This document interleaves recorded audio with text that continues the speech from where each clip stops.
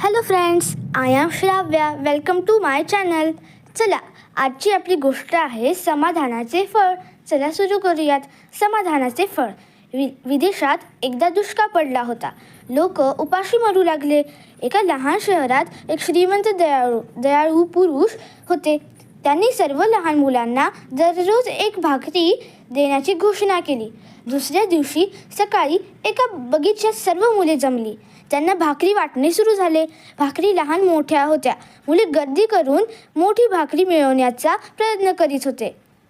फक्त एक मुलगी एकीकडे शांतपणे उभी होती. ती सर्वांच्या शेवटी पुढे आली. टोपल्यात एक लहानशी भाकरी उरली होती. तिने ती आनंदाने घेतली आणि घरी गेली. दुसऱ्या दिवशी पुन्हा भाकरी वाटल्या जाऊ लागल्या.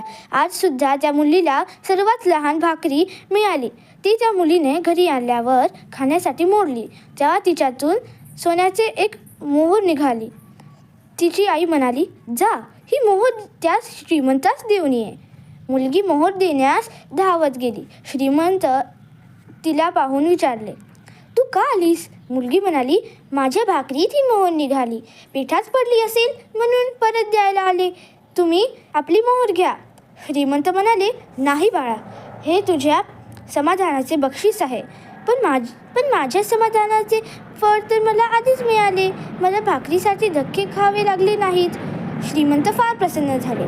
त्याने तिला आपली धर्मकन्या मानली आणि तिच्या आईला दरमहा पगार ठरवून दिला.